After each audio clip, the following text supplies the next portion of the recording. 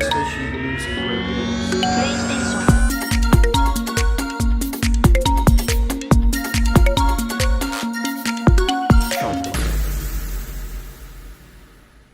Hello and good day to you, my beautiful friends. I do hope you are well. Welcome to crossbuttonvr, a beginner's journey into PSVR2, a show for those who want to share in our newcomers' enthusiasm for the world of VR. I am your host, Laurie, and I'm joined by my fellow VR virgins, Ben and Alex. How are you both? Are you both dandy today, guys? Dandy! Dandy. Dandy. Fine and dandy. Fine and dandy, the pair of you. Alex? Doing good. Yes, I'm very well. Nice. I would say refreshed. Taking a couple of days off work. A lot of VR time in those 2 days. It's been very good. Should hope so. You had to go one better than I did last week and had 2 days off. So Yeah. rub that in our faces. But he went out for brunch and he took 3 handhelds out with him, Ben.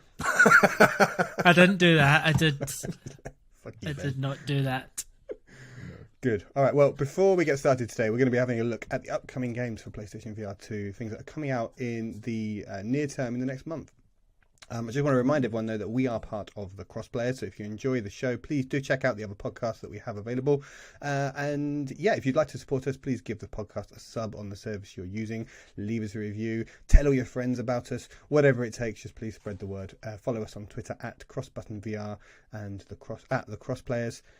Check out the website, thecrossplayers.com, and check out our Discord. There's so much you can do if you want to get involved. And if you really do like us, you can support us via Patreon at patreon.com/thecrossplayers.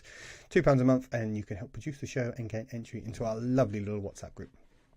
Okay, just before we jump into the main topic then, I just have a quick update on what everyone's been playing then. Alex, if you want to go first, you've had 2 days of non-stop VR. I'm surprised you can see us properly, but tell us what you've been playing.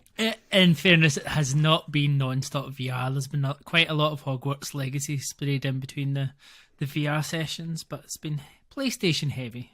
Very PlayStation heavy. Very good. What have I been playing? Synth Riders. There has been a hell of a lot of Synth Riders because that game is so much fun. So good. Like, from that first video that you shared of, I think it was your wife playing it, Laurie, and then I'm like, right, I need to play that, and then I played it. I'm like, this is so good. Like, you just get lost in it. And the one thing I've realised this week is time goes faster when you're in a VR headset. Absolutely. I was sitting earlier on, Absolutely. and I'm like, I came up after dinner, I think I get back up about 5:45, and then I pressed the PlayStation button on the Sense controller, and I'm like, oh, it's 10 to 8, maybe it's time to turn this off. Just gone. So yeah, played a lot of Synth Riders, having a great time in that, looking forward to playing more. Discovered the experience tracks today. I thought that EXP stood for expansion and not experience. I didn't appreciate it as a completely different thing. That felt very much like, it almost felt like interactive Tetris Effect rather than playing Tetris. It was that kind of Tetris Effect experience. I need to check terms this out of the now. I need world. to check this one out, I think. Yeah, so there is one in the main set of tracks that you can use. I think I can't remember the one. It was like a classical music track almost a little bit, but it's really cool. So that was good. What else have I been playing? Cave Digger 2. I gave that a try. It made me feel sick. Oh no. It's the first one that I've played that really kind of made me want to. I was like, no, I need to stop. I don't know what it was about it. You've got different ways you can move, different ways. Like, it's got the kind of point and click kind of movement. It's got the kind of just kind of walk. You've got your pickaxe to just hack away at like the gems on the wall. You're basically just mining for gems, but you've got some enemies that you need to take out at the same time. So there's like some like different, they're almost like fireflies, but they're like different colour fireflies which have different abilities to try and kill you.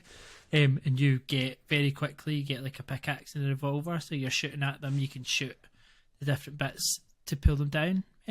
But it looks really low res. See, compared to a lot of the other games I've played, it felt really, really dated. I was going to say, do you think that is what's made you feel sick? Is like maybe Potentially. it runs at a lower frame rate, or maybe it's just a bit not optimized? Yeah, Because it doesn't sound like, from what you've described, that it should make you feel. No, that's what motion surprised sickness at me, all? because there's not like Yeah. a whole lot of movement. So Yeah, It's so interesting, isn't it? Because there could be a good game there, but if you can't overcome that initial, you're not going to play it for more than as soon as you start to feel that, you want to step away, and you'll never discover what the game's like. So that's a shame. yeah. They can't all be winners, I guess. And I'm not sure there is a good game there, to be honest. It didn't do much more for me. And the only other thing that I started tonight, which is what I lost time in, was Discronia. Oh, okay. I've got this as well. So I started that tonight, and I'm really quite getting into it. It's almost like an anime. It's kind of visual novel-y, to a certain extent, and you are a murder mystery to solve the mystery of the creator of this future world where crime should essentially be non-existent. Seems pretty cool. Played the first episodic game, is it? Yeah, I think it is episodic. So I'm not sure if all the episodes are out right now, or if it's just one or two. I believe it's all on there. Yeah. But it seems quite interesting. Looking forward to playing a bit more. Quite cool, like that whole being in this anime world, kind of controlling things. That classic, what seems to be you control things with your wrists. Everything's on your wrists. Cool. Yeah. Cool. That's been it. Quite Awesome. a lot. Yeah. Well, I'm looking forward to starting Discronia as well, so we can maybe we'll do a proper review of that in a few weeks' time once we've both had a proper play on it. Yeah. Benjamin, what about yourself? Well,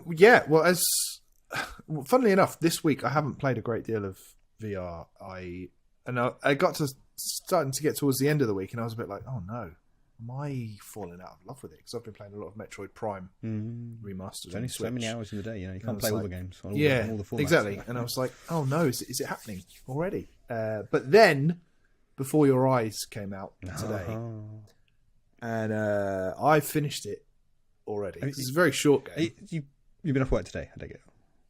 No. I played it on my lunch break, and then I played a bit after work. Oh, wow. And Lunch break. yes, yes, Alex. And it is stunning. It is just it's the most beautiful story and experience. I feel like I don't want you to talk about it because I don't. Yeah, I want to go in. Yeah. I'm not. It's not. I don't want to read any reviews of it. I want to go in as Yeah. blind as possible.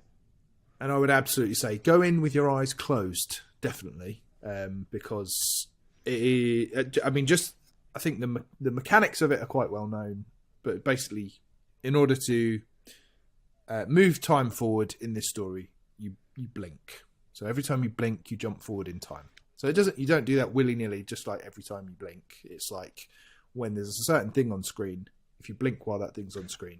Okay, I was wondering, because if you had something in your eye, you just skip to the entire end of the game. Yeah, exactly. Like, I finished it. Platinum. Shit, wasn't it? Yeah. So it's not. Yeah. So it is. It's just so cleverly done, and the story.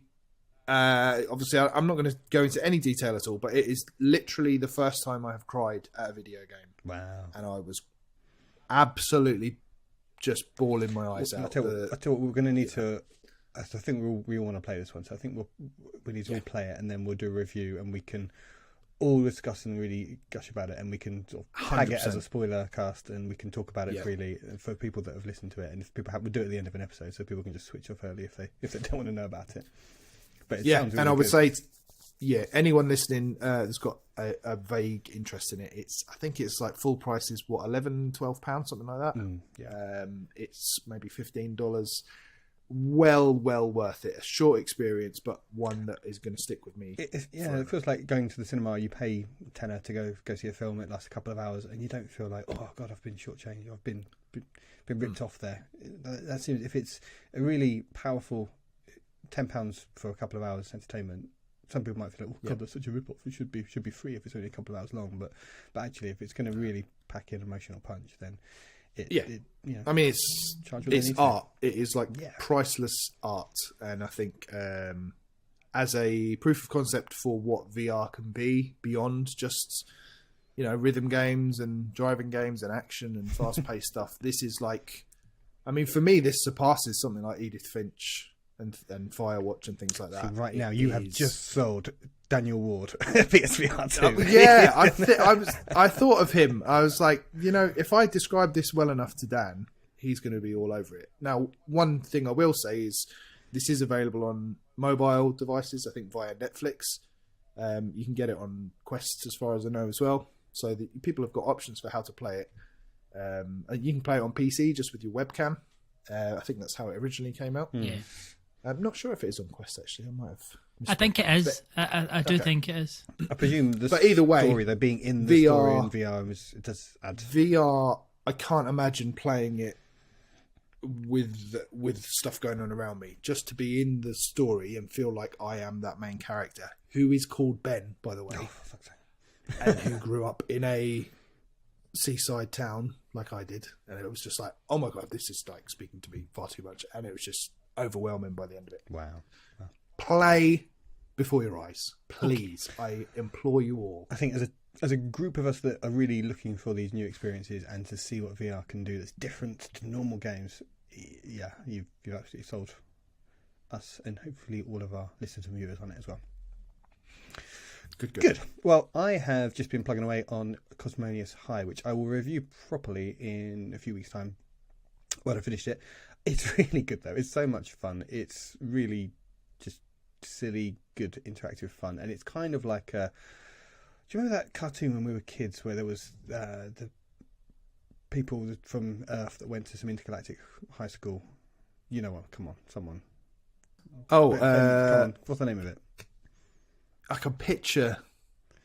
Where the girl goes and she's really cool, and the guy who's like the cool guy in school on Earth, he's the complete dweeb. I can picture it. Well, anyway, it's like that where you're just like the new annoying. boy in school, well, the new not boy thing in school, and you just have to meet everyone, and you get involved in someone's running for class president, and someone's putting together the yearbook, and someone's got a crush on someone else, and they all want you to get involved and help them, and I just find myself really lost in all this stuff that they're doing, and as well on the wrist on actually on the back of your hands.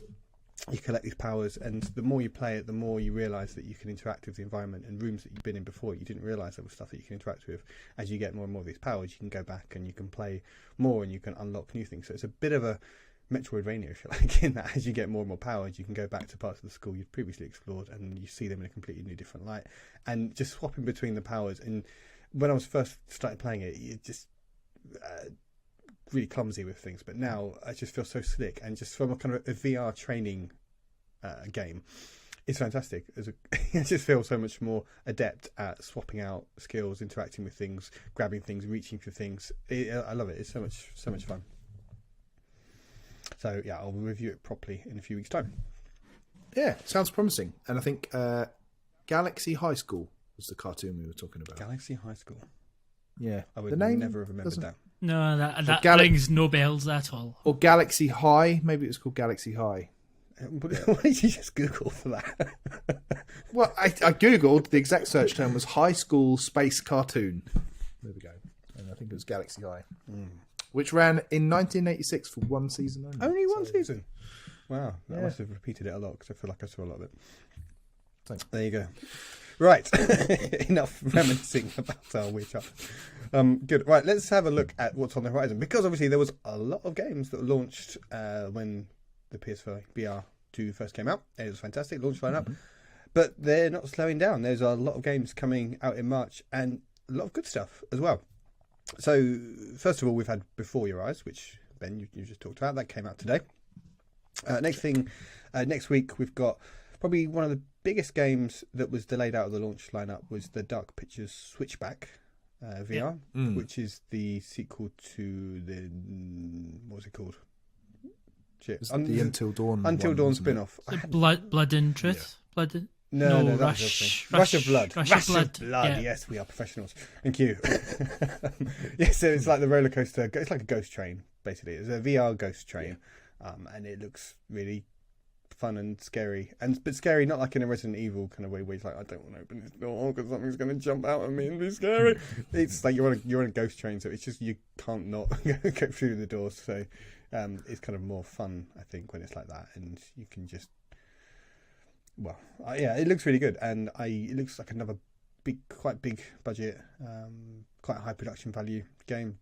Obviously Supermassive Games, big long time PlayStation associated with developers.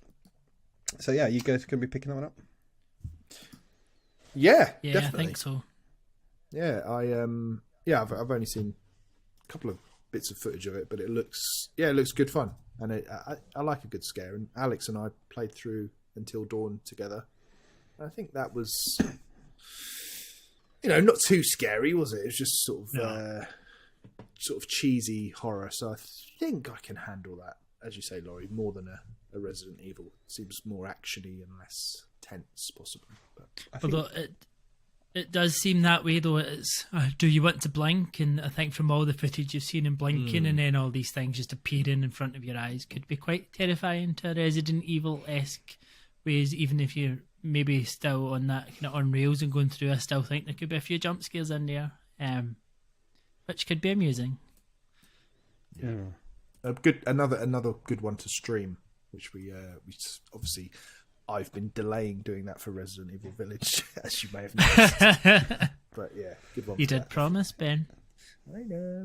I mean, this is quite a kind of promotional marketing trick, but they had a lot of influencers preview the game, and they just recorded them before they put the headset on and played it. And then when they came off it, they kind of recorded them, and they were just like all pale and shivering and just crying and wanting to just sit somewhere quietly. And it was just it's a clever marketing trick. But I like the look of that. So that one's coming out. I'm sure we'll be talking about that lots in the coming weeks. You've got Gorn as well on the same day, which is like some strange gladiator sim, which is a I think it's an Oculus. I think it's Quest already been out, so it's a port of something there. It's a Star Tenders Intergalactic Bartending day later on the 17th, which is PSVR1 game. Which people get a free update if they've got it on PSVR already. I think that's title pretty much sums up what that game is about. I'm just looking at it. It's got 7 out of 10 on Push Square, so good, but possibly not great. Drink making can get tedious, apparently. It sounds like the sort of thing that Cosmonius High has you do, but along with loads of other stuff. I don't know how much mileage you can get out of mixing drinks in VR, but well, 7 out of 10, I suppose.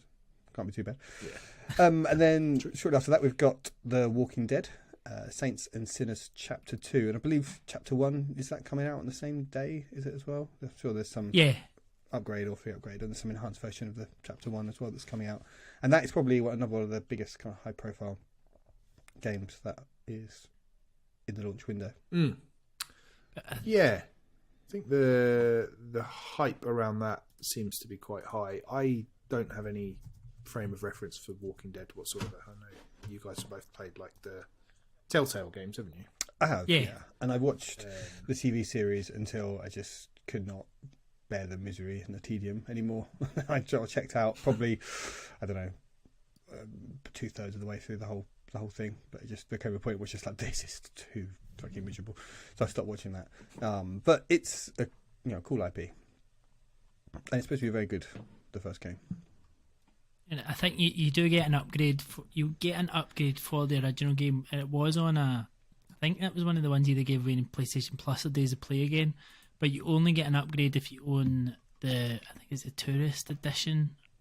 I'm going to probably have gotten that wrong again, but it's a special edition of the game. Is the only one you get the upgrade on. But you can, I understand, buy the DLC, which gives you that edition of the game to then get the upgrade. So there is some ways to get the upgrade for the first game, or I think there's a pack with both.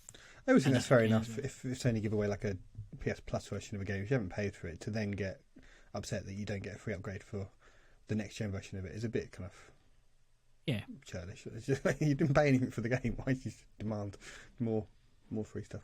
But yeah, so this looks like quite a big high profile game. And we've got I don't know if this counts as a release, but there's a demo for Smash VRS, which would be worth checking out. But then from the same developers, Wi-Fi, a week later, at the end of March, we've got a game called The Last Worker, which looks very good. It's kind of like an Amazon sort of critique, I suppose, or satire against the Amazon model. Someone trying to survive in a factory, which has been completely automated and taken over by robots that are now all trying to hunt him down whilst he's still doing his job. Especially looks quite funny.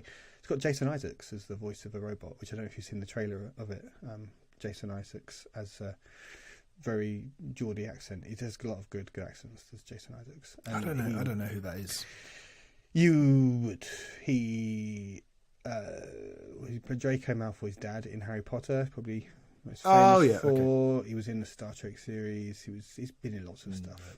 You'd recognise him. And then March TBA. There's also a game called Knock Bow and Arrow Soccer, which just seems like loads of random things they're thrown together.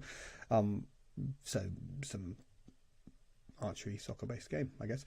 So quite a few big games there. I suppose Before Your Eyes, Switchback, Walking Dead, and they'd be the big three there, and then possibly The Last Worker. I suppose see how that reviews if that. To be honest, the Sea Smash demo as well. I think I'm quite excited about trying that. I think that was a ton of fun with a bit of throwback Dreamcast action. Yeah, our good friend Andrew went and played that with Lost in Cult. He played it, I think, and said it was very good. So I'm looking forward to giving that a go in a couple of weeks. Yeah, because it's multiplayer, isn't it? Which will be fun. Yeah. We haven't done anything competitive with each other yet, have we? Online? No. Just tried to play together. No competitiveness. Well, yeah, until we get to the leaderboard. But yeah, we should need to work out how to do a Gran Turismo 7 competitive race. We're all on the same, going around the track together. And then we could laugh at Alex how he's invested hundreds and hundreds of pounds in steering wheel, but can't just do it as well as we can with the DualSense. It's fine. I'll just choose my edge, right? Leave me alone. Piss off. If we're playing against you, you're going to sit in your chair and on the full video. Fuck! I want second. Pharaoh. Get into second. Yes. Good. So yeah, lots of good stuff coming out, and then I think in a future episode we'll have a look further down the horizon, into the horizon, to see what's coming else this year. But there's quite a lot of other big things coming. But I was just quite impressed actually. I think for the launch window in February was very good, and then I think in March there's plenty of stuff there. Not that anyone could possibly have played everything in the launch lineup unless they are a complete VR veteran. But still, even if they are, there's a lot of new stuff there as well. So stop complaining. That's what I say to you. Okay. Yeah. Good. Whoever you are, stop. Okay. Well, I think we've got some review games, and then once we've done those, I think Ben's going to treat us to a quiz. So apologies in advance because Alex and I tend to be both quite shit at the quizzes, but we'll see how we get on. But before that, Alex, I think you have been playing a little game called. Well, tell us what you've been playing. I have been playing Zombie Headshot Fever Reloaded, and I keep getting the title wrong for this because there's loads of words in there. And I keep dropping different ones at different times. So I've called it Zombie Fever Reloaded. I've called it Zombie Headshot. I've called it just Zombieland Fever.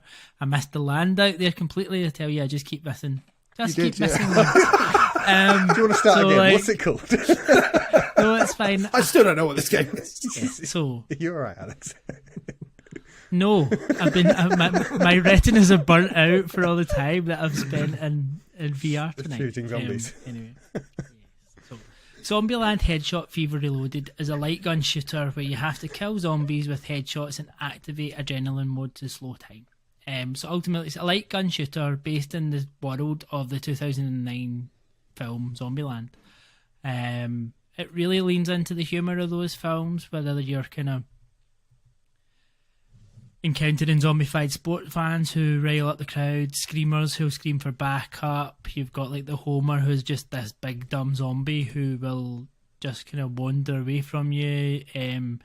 Different attributes of the different zombies that are in there. Gameplay looks quite simple. Take out the enemies as quickly as you can, and you basically, including the title, aim for their head. So if you double tap their head, so hit them 2 shots directly in the head in a row, you will enter into what is effectively bullet time, but within this game it's basically, they'll refer to it as the adrenaline. And your then aim is to build a combo of double taps on each zombie to build up the combo, keep you in the bullet time, and get through the levels as quickly as you can. You're essentially on rails, so to move between the rooms once you've cleared them, you look to the direction that you need to go, and then it'll automatically move to the next room.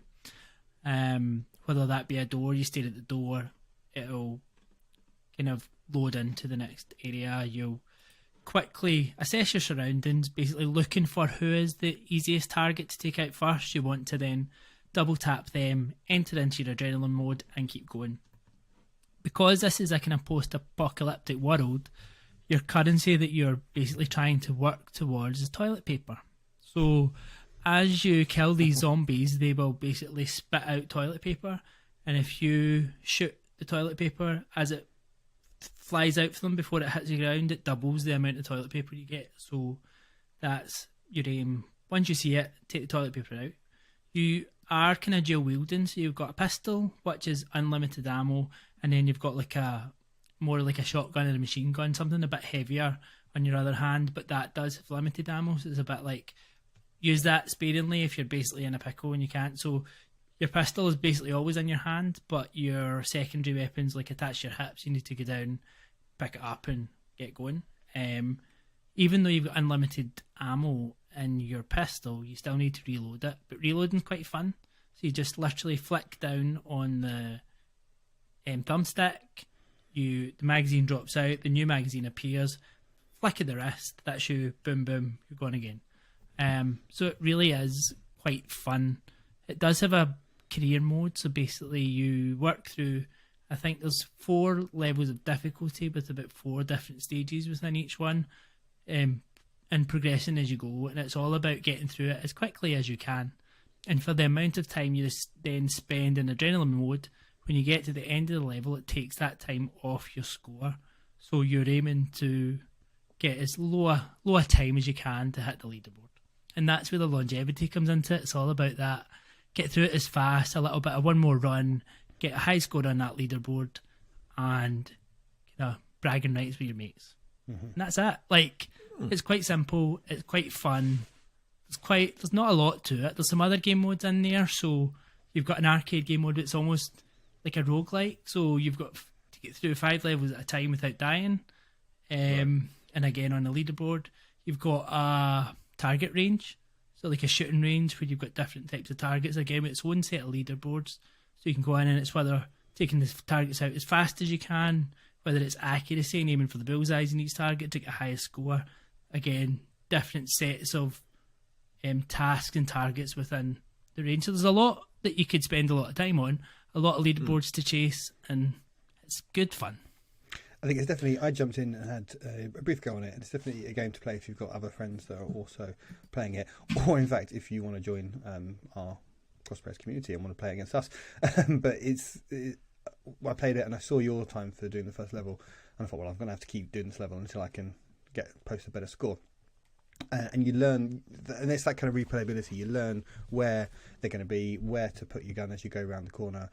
The next door opens, you're like boom, boom, boom, and you know what's coming. You know which order to take out the shots is going to be the most quickest, efficient way to do it. How to get those headshots, and you have to keep getting the headshots, don't you, for it to basically have any decent score. So to get a decent score, you need to chain together the double taps, but also if you are in a bit of a stick and you use your secondary weapon, then any hit that you make with them will extend your combo. But again, you're limited to the ammo you've got in them. So, but if you just try to keep your combo going, you could shoot with that to then try and take out someone else. So if you've got like shooting on your left hand side and aiming for the head and the right, so you can shoot both at the same time, which is good fun. I mean, so in some of the like scenarios you're in, so Ben shared a video of me on like on our YouTube channel, and it was basically one of the levels you're attending. What was a hen party essentially gone wrong, and I'm like, what is this thrown at me? Then you look up and you're shooting at a dildo. I didn't appreciate that was just actually flying towards my head. So I mean, a lot of it is just quite funny. It does have like character representation from the film, so like the characters like played by Emma Stone, Jesse Eisenberg, Woody Harrelson, and I forgot the other one, I'm sorry. And the other one is the only one who actually voices the character in this as well, whereas Woody Harrelson is voiced by his brother, and the other two are just voice actors trying to play Jesse Eisenberg and have you seen the film? Emma Stone. I haven't. I've never seen these films. I can imagine there'd be an extra level of enjoyment to it if you had, I think. Yeah, I think it would bring a little bit more, because I think there's, although it's not maybe tied into the films, there's probably a lot of lore in there in terms of some of the characters that you meet and some of the types of zombies and things like that. So it is definitely that. And the other thing that I didn't mention, you could upgrade the guns. So the toilet paper, although that's a currency, that's what you use to upgrade the weapons or to get the perks. So you get different perks for the guns, where it can be like, you can get one that you can attach that means if you shoot the Homer, you don't get any time added on, whereas normally you would. So it just kind of takes that bit out. So you could just shoot everything and you don't need to think about and avoid different ones. Or you can get the laser target, so that you can attach that to your pistol and you get a laser target to help make targeting a bit easier. But again, that just brings your score down a little bit, your time down a little bit, but it helps you to build up that aim. And eventually you do get a bit better at it at first, if you, particularly because we're not used to playing VR. Like, we don't have that kind of natural talent for aim yet. You don't have that instinct yet. I think you're still building all that. You probably yourself. do, Ben. Yeah, No, you're good at everything. I live in aren't London. you? Well, yeah. I agree with you saying there. Like, I do not have the natural aim. That's I played it, and I know you need to get the headshots, and it took me a few goes. It's like too far to the left, too far to the right. Okay, now I've got it, and obviously in doing that, you're losing any hope of getting a decent score, or even getting through the level if you're fumbling around too much like I was. So I think you told me there's a way I can get an eyesight that's going to show me where I'm pointing at, which I need. Yeah, so that's the perks. One of the perks on the guns that you can upgrade with the toilet paper. That's cool. So you go over, like, the way it's set out, you're almost coming into this apartment building. So you have, like, you've got, like, Tallahassee, who's, like, Woody Harrelson on your right, and he's, like, got all your guns, all your weapons, and upgrading your guns. And the way they've done it, so they've utilised a lot of the features of the VR2, so you're doing a lot of the haptic feedback and the adaptive triggers, and that basically makes all the weapons feel different, which is good. Gives it that extra kind of level of immersion. And then you've got the kind of main task in the middle, which is on, I think, in a pool table. You've got one of the other characters on the left that takes you to the range. And then up on the top is like a mezzanine, and that's where you go up, and basically they've got a set of achievements. Not in terms of achievements like the achievements that I tend to like, but achievement to kind of give you different things that you need to aim for during the game. It's just a kind of completionist thing. You've got all these different things to aim for, different tasks, different targets, and as you get them, that'll unlock experience, toilet paper, all those things to then upgrade your guns. So quite a bit of depth to it for a game that's $19.99. It's good value for what it is. Definitely is. I was going to say, for something that looks ostensibly arcadey, like, you know, it looks like Virtua Cop, brilliant, and as Laurie said, like, games like that, you would just, it's all about replaying it, memorizing, oh, he's going to pop up from behind there, yeah, so I know to aim over there. But it sounds like, from what you're saying, the upgrade system, all the other modes and stuff, there's a lot more to it than just that. I think, yeah, I mean, it sounds like it's right on my alley. I'll definitely be giving it a go. It's one of those ones. I think this is now like the definitive edition of the game. I think it's been various iterations over various different systems, and I think they've added more and more over time, and now I think this VR2 version is that kind of next. That is like got everything in there, so it is quite a dense package of what you've got to play. And it's, I think if I had to rate it on our scale, I think in terms of the vomit scale, nothing, like none, absolutely fine. You're largely static when you're shooting, and then you're just moving between the rooms, so nothing. So is that what they call teleporting, that way of moving? Yeah. Yes, that's what that is, isn't it? Yeah. Cool. Good. In terms of that wow factor, I mean, I wouldn't say it's like, oh my god, this is amazing. It's nothing new, but I think when you go in and you start shooting, particularly like things like the range and stuff, like it's really quite good fun. Like you smile and you enjoy it, and it's very frustrating. But I think in terms of that, wow, I'd probably kind of sit in the middle of kind of 3. I mean, it's nothing amazing. In the grumpy old man scale of having to be active, I mean, it does get a wee bit tiring if you play it for a long period of time and you're kind of shooting, but it's not bad at all. So I think it's kind of low on that, but I would definitely recommend this game. I think it's one of those that will keep you going. It's that whole one more run.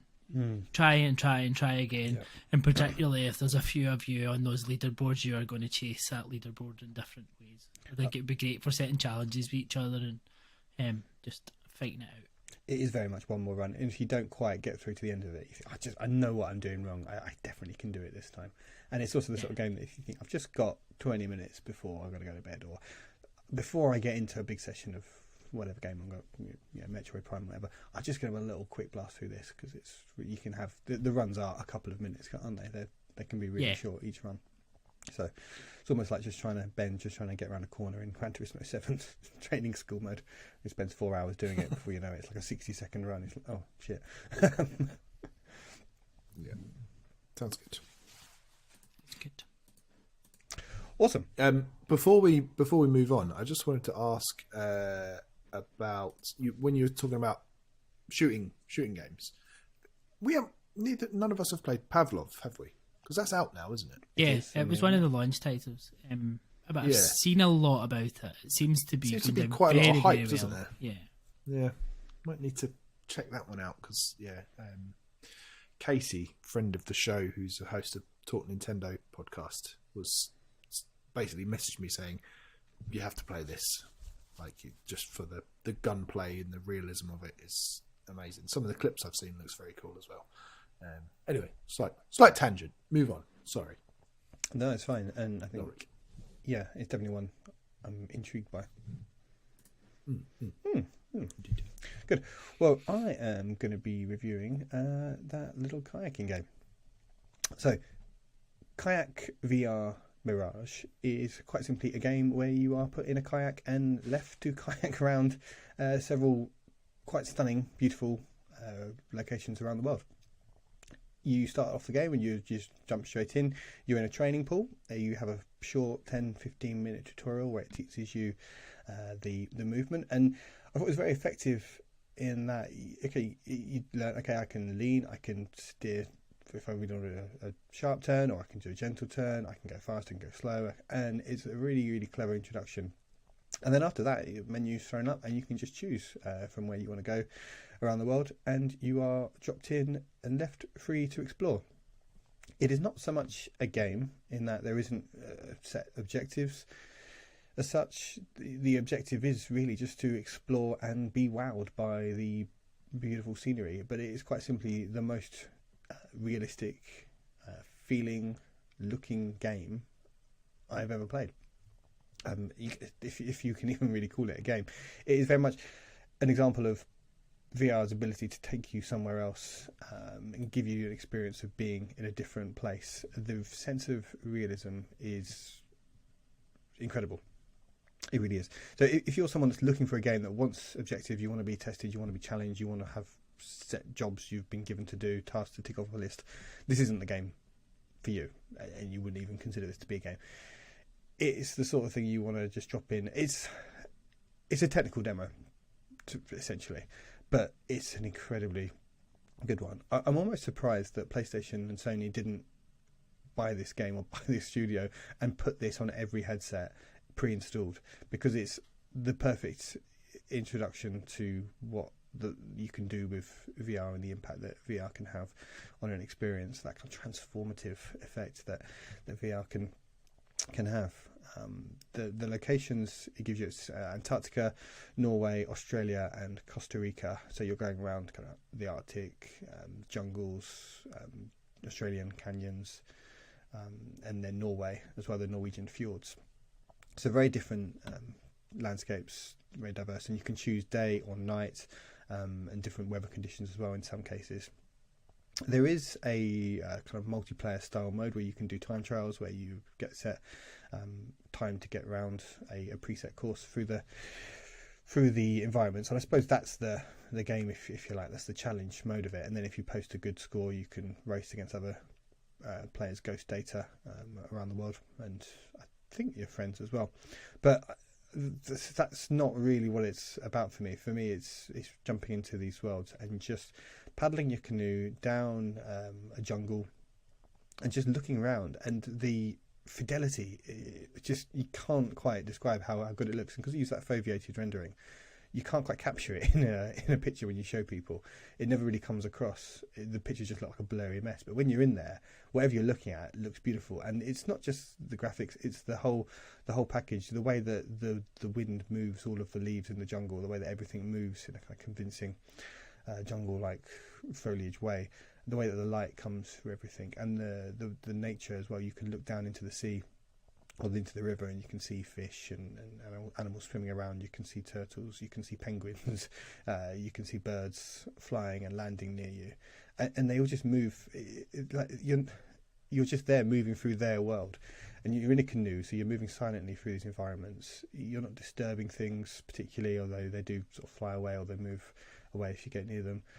And it's just so serene and peaceful. It's like meditation playing this game. You can just lose yourself. And I did the other night lose myself for over a good hour just canoeing around or kayaking around, looking at things. And some of the scenes are just absolutely. It really rewards when you come around a corner and you think, oh, that looks cool over there. I'm going to kayak over to there and see what I can find. And there'll be a giant turtle that will come off the beach and just sail past you, or there'll be a whale in the sea that will swim underneath your boat, and then he'll kind of spray loads of water all over you.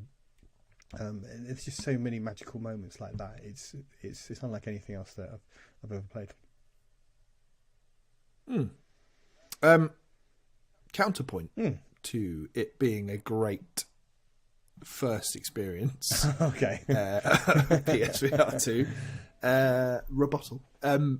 I have played about 15 minutes of this game. I got through the tutorial in the swimming pool, and then as soon as I got out into the open water, the motion sickness kicked in, because I don't know if it was just the realism and my brain going, oh, well, here we are on the water, and yet I'm not bobbing along in real life.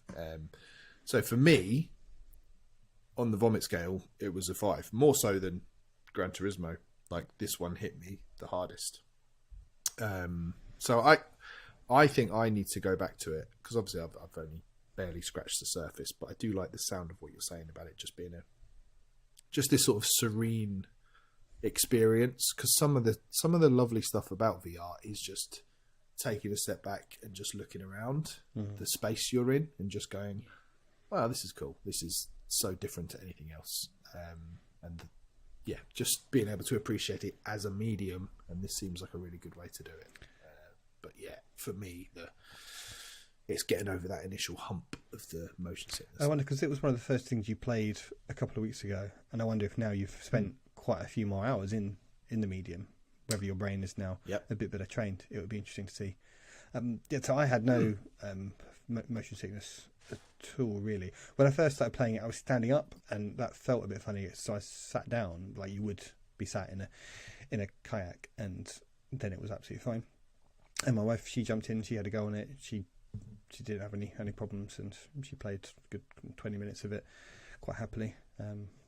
So it'd be interesting to see. Alex, have you jumped in on this? I have, and again, probably I've played a little bit more than Ben, but probably still just scratching the surface of it.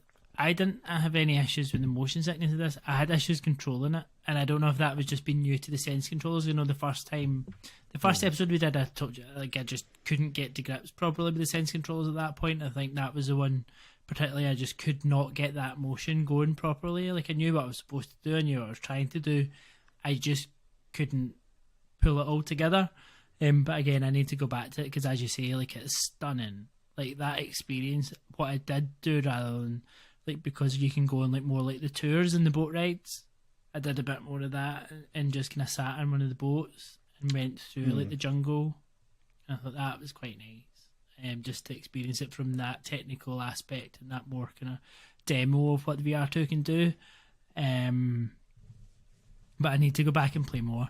There's a little bit of me that really wants to try those races, but I think, given I can't even control it, just to like paddle along a little leisurely ride, I don't think racing's going to go down very well. We'll see. No, it's quite hard to go fast. And it is. That's there if you want it, but for me, it's much more take it at your leisure. Just go nice slowly. It's the sort of thing you can be doing, and your mind can be elsewhere. You can be thinking about other things, or you can be processing whatever's been going on in your day, or just thinking about things whilst you're in these amazing surroundings. So yeah, it's a very kind of contemplative type game. Could it be a good podcast game? A game that kind of like Vampire Survivors, where you don't really need to listen to anything. You just almost like just zone in on what you're doing. Whereas this is like, you could just listen to a podcast whilst floating around. Yeah, or like an audiobook or something. All right, if you want to take it highbrow, Yeah, sure. well, an just- audio. yeah, absolutely. You can be. Maybe it's just listen to some classical music. Yeah. But actually, you wouldn't want to put classical music on because the music in this is part of the experience. It really is really beautiful. It kind of, I don't know if it reacts to what you're doing, I think, but it just seems to know the moment when you're going to come around the bend and it will reach a nice little crescendo. And it's so nice and lovely and tranquil and really adds to the experience. So I don't know. It's like I say, it's more for me like you're doing sort of meditation where you just kind of deep breaths, listen to the music, look around the sights, connecting with kind of the nature side of it.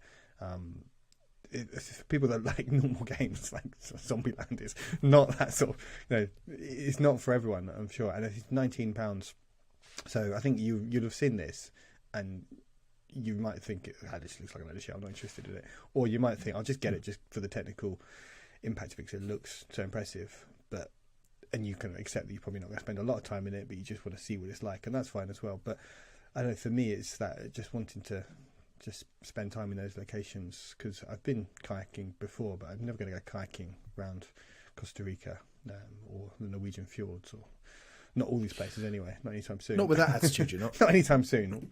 I'm not going to go kayaking with penguins in the Antarctica, I think. So yeah, for that kind of experience, it's really fun and novel. It's not like, and yeah, it really struck me as playing it. It's like this is almost as a tech demo, but if you think there's games of this fidelity could come out soon, and imagine going through this kind of jungle setting, imagine if like Nathan Drake sort of swung out, or it's just like got involved, or there's some sort of PlayStation type studio type experience like this that took this level of fidelity and place and made it part of a kind of narrative adventure game. It would be incredible. As I was playing it, thinking, God, imagine if they now, because it's made by I think a very small team. I think there's only a few people that made this game, and it feels to me like they've almost been taken aback by how popular it's been. Maybe this caught them out by surprise a little bit. They weren't. It's kind of the sleeper hit of the launch lineup, because so many people were just like, wow, I've got to check out this game. It looks incredible. And I wonder if they're going to keep working to it and adding to it, because I'd love it if they added a multiplayer where you could just be a bit like Demio, where you could just be kayaking side by side against someone and talking to each other on the headset, because that would be amazing. That would be such a lovely thing to be able to do with someone else that's in VR somewhere else around the world. And things like that. If they could, and they could obviously just keep adding more locations or expanding the locations you've got, and they could add stuff into those sandboxes they've created. Those lovely little sandboxes, as Lewis would say. You love them. Yeah. So I would so yeah, the comfort scale for me was absolutely fine. You can play this one sitting down, and it's pretty comfortable because you are sort of moving your arms around, but you can just put your hands. It's a bit like the kind of Wii controllers. If you're playing the tennis, you can kind of just cheat and just do it quite gently, and it still works. You don't have to be exert yourself too much, especially if you're happy to go around quite slowly. But would I recommend it? It depends. I think you'll look at this game and you'll see what it's about, and you'll know if it's something that you're interested in and want to play it.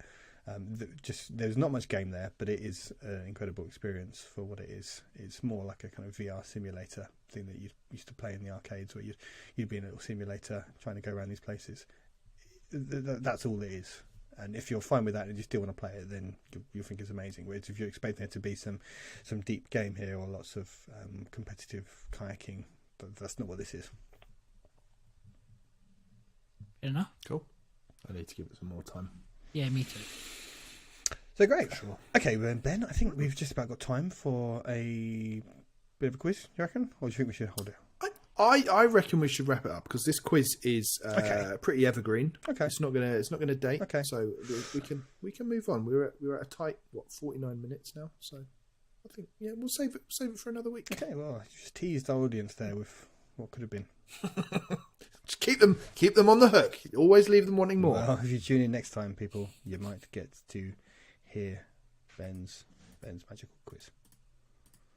Great. Well, have any of you guys got any final thoughts or points or things you want to mention? I will actually mention one final last thing just to pick up on what you talked about last week with the theatre mode and laying back to see it on big screen.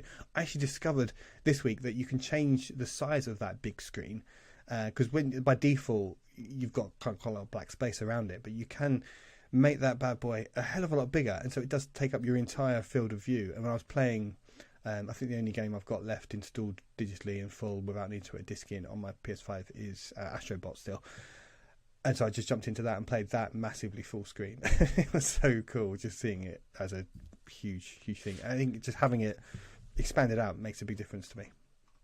So give that a go if you haven't worked that out already. Absolutely. Top tip. Top tip from me, play before your eyes. Just to reiterate, really good. Really good. Good. Well, everyone, that's a great note to end on. So thank you again for listening.